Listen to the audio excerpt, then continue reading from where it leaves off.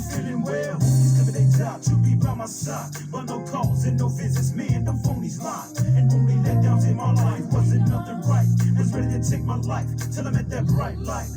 Fell down on my knees, then on my face, full of disgrace, until God's power hit the place. He broke up all that hurting in that church, man, and no more searching, man, because I'm born again.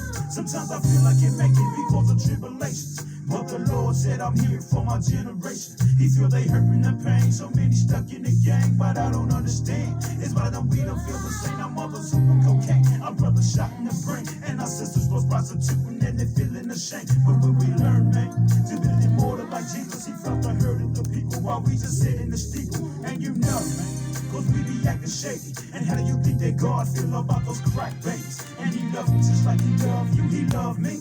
And don't be thinking that you better be called a different sick. And over the years we lost our peers and we shedding tears. But I'm feeling for my people in these streets. Where do we go from here? Well, it was blood and fire, fire and blood at Umuahia Township Stadium yesterday in the Nigeria Professional Football League game between Eyimba and Abia Warriors. Abia Warriors and Eyimba, anyway, because Abia was the home team. Lots of blood, lots of violence, and the game eventually abandoned. Lots of people robbed. 2 missiles flying in the air. The Nigeria Professional Football League. We'll talk about that if we have time on the show. But of course, it's Sports Talk here on Nigeria's Business Radio, which 99.5 FM Port Harcourt. My name is China Acheru, and I will be your guide on the show. And wondering where she went wrong, and trying to stand strong when a child's gone. When we learn, man, it's getting worse and worse. When can't you tell it's a curse to see your child in the hearse? America, we needed to be repentant together, for we be lost in forever, and we can make it through this stormy weather. Come on, back to God, you know we slid it away. More violence in the schools because they can't pray. How can we separate the churches from the state? We only here today.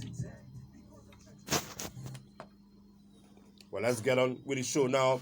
The 15,400 capacity Stephen Keshi Stadium at Asaba will host next month's 2021 Africa Cup of Nations qualifying match between Nigeria Super Eagles and the Leone Stars of Sierra Leone.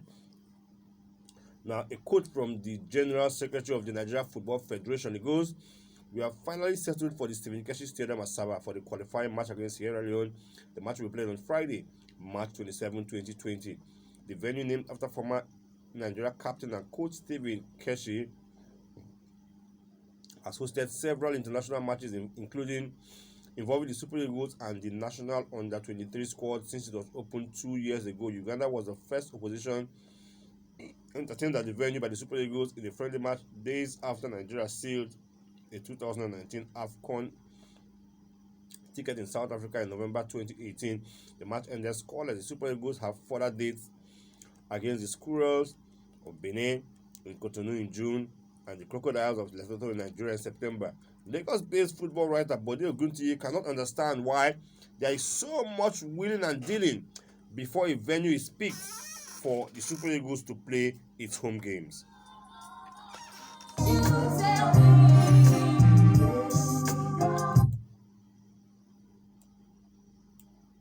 Why are the Super Eagles in a constant search of a home? I think it's simple. The wheeling and dealing comes from the fact that the NFF is not self-sufficient, and so the Super Eagles will play in a place. I mean, it's an open secret. They play in a place they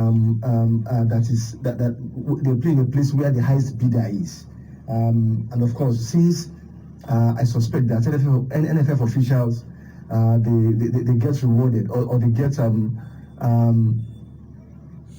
the profits from these matches one way or the other.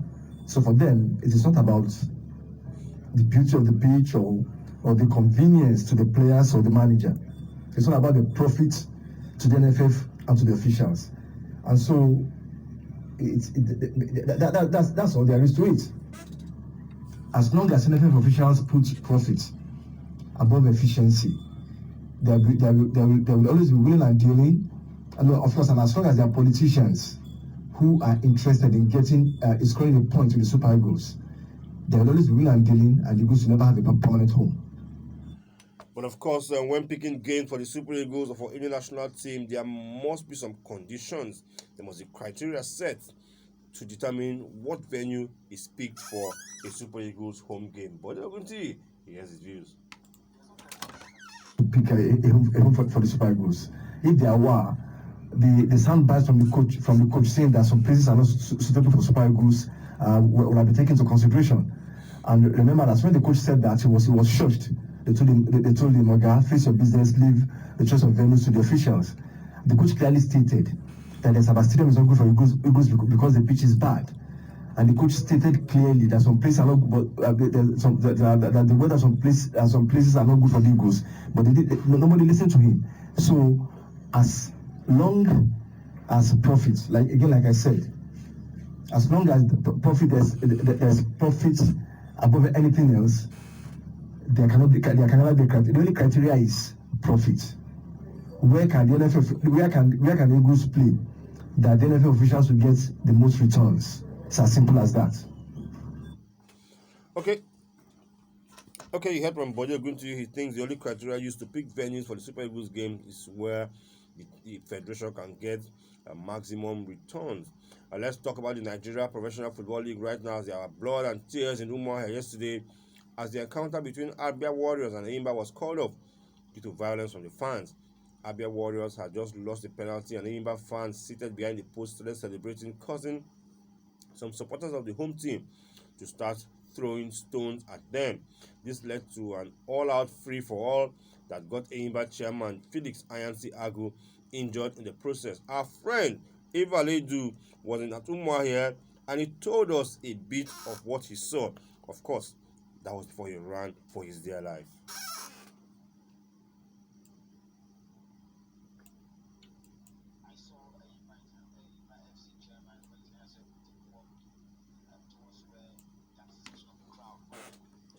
To calm them down, pleading that that particular fracas should stop.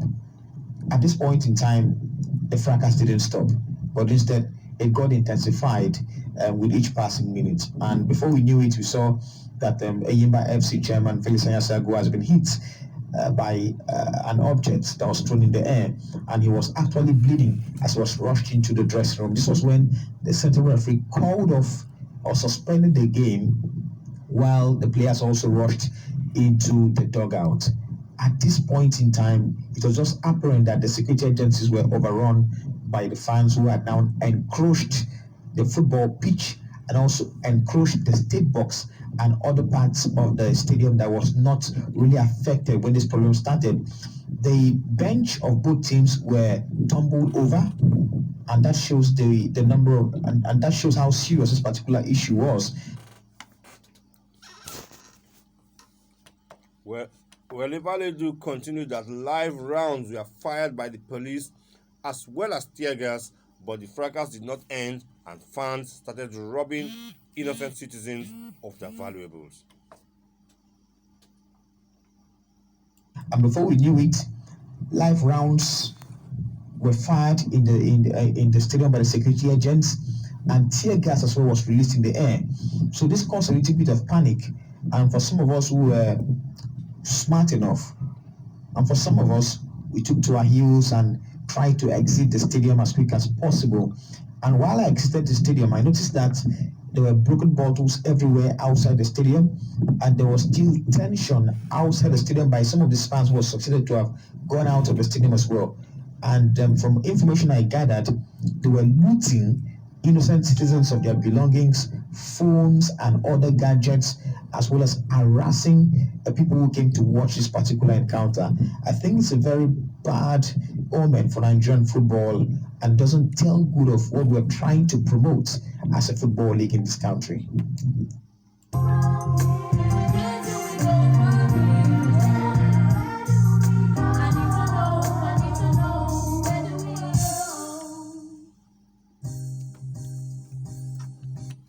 When we heard from Ivaledu, he was there in Umuahia, he saw it all.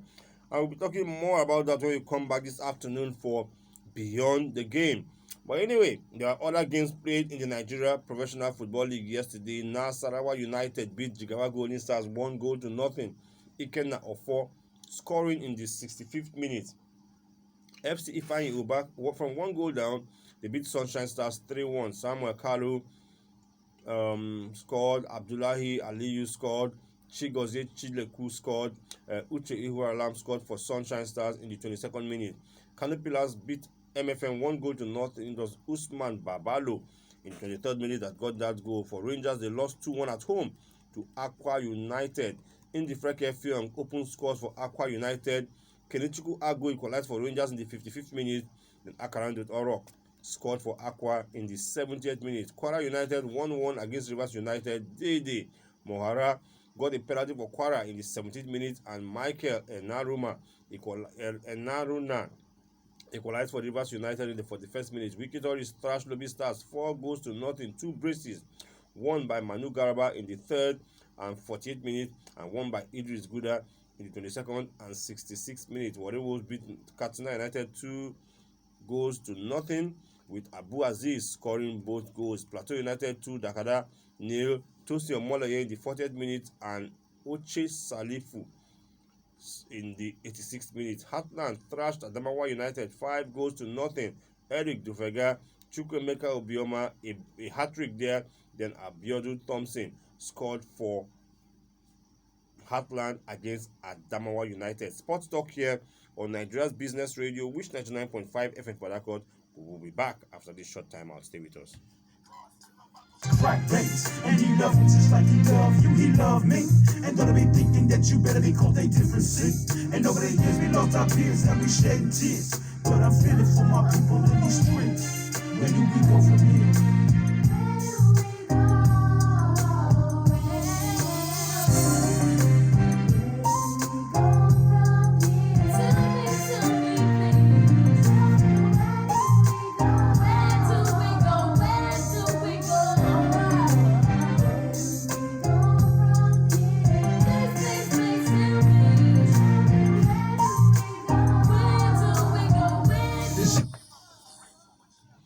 Well, let's talk some tennis news right here on Sports Talk. As British number 3 Kylie Edmond won his first ATP event since 2018 October by beating Andreas Sheppy 7-5, 6-1 in the final of the New York Open.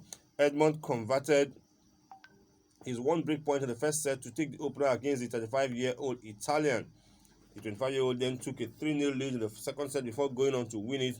And the match, Edmond was in fine form with his serve as he hit 11 aces during the final and did not face any break points. Now, Gael Monfils, he beat Canadian Felix Auger 6-2, 6-4 to win the Rotterdam Open in his second straight year. Monfils, playing in his third Rotterdam final in 5 years, broke twice en route to 7 out the opening set. Auger-Aliassime saved 4 match points while trailing 5-2 in the second set, but Monfils reasserted his dominance to win in 87 minutes. The title was the second in 7 days for the 33-year-old Monfils after winning in Montpellier last weekend. British number 1 Dan Evans was knocked out by third seed Monfils in the quarterfinals. Frenchman Monfils then beat the Serb Filip Krajinovic in the semifinals, and that was how he got to win that one.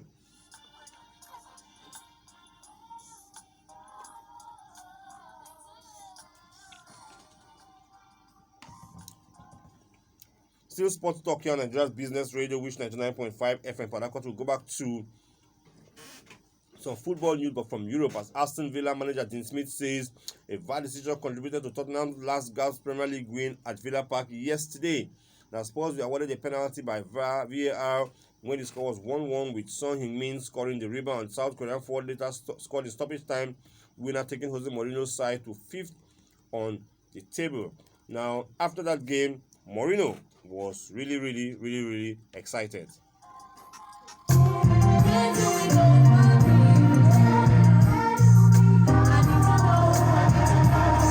One thing is the Tottenham head coach position, and another thing is the guy that loves football.